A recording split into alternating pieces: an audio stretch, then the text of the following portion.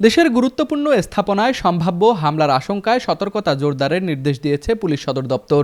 বৃহস্পতিবার বাহিনীর ইউনিট প্রধানদের কাছে পাঠানো এক গোপন বার্তায় বলা হয়েছে, নিষিদ্ধ ঘোষিত একটি উগ্রবাদী সংগঠনের সদস্যরা জাতীয় সংসদ ভবন সহ বিভিন্ন গুরুত্বপূর্ণ স্থাপনাকে লক্ষ্য করে হামলার পরিকল্পনা করতে পারে। বার্তায় সংগঠনটির নাম উল্লেখ না থাকলেও ইশতিয়াক আহমেদ সামি ওরফে আবু বকর নামে এক সদস্যকে গ্রেপ্তারের তথ্য জানানো হয়েছে। তার সঙ্গে চাকুরিচ্যুত 2 সেনা সদস্যের যোগাযোগ ছিল বলেও উল্লেখ করা হয়েছে। রংপুর শহরে নিরিবিলি ও মনোরম পরিবেশে অবস্থিত রংপুর গ্রুপের প্রিমিয়াম আবাসন প্রকল্প আনান সিটিতে নগদ মূল্য ও সহজ কিস্তিতে প্লট এবং কন্ডোমিনিয়াম অ্যাপার্টমেন্ট বিক্রয় চলছে। পুলিশ জানিয়েছে, সম্ভাব্য হামলায় বোমা, আগ্নেয়াস্ত্র কিংবা ধারালো অস্ত্র ব্যবহারের আশঙ্কা রয়েছে।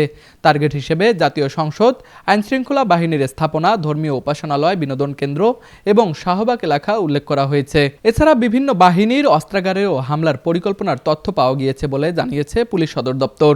এই প্রেক্ষাপটে নিরাপত্তা জোরদার, নজরদারি বৃদ্ধি এবং সন্দেহভাজনদের বিরুদ্ধে দ্রুত আইনগত ব্যবস্থা নেওয়ার নির্দেশ দেওয়া হয়েছে। পুলিশের কর্মকর্তারা বলছেন, এটি নিয়মিত সতর্কতামূলক ব্যবস্থার অংশ হলেও সম্ভাব্য ঝুঁকি বিবেচনায় সর্বোচ্চ সতর্কতা অবলম্বন করা হচ্ছে। তুষার আচার্য, ডেস্ক রিপোর্ট, RCTV।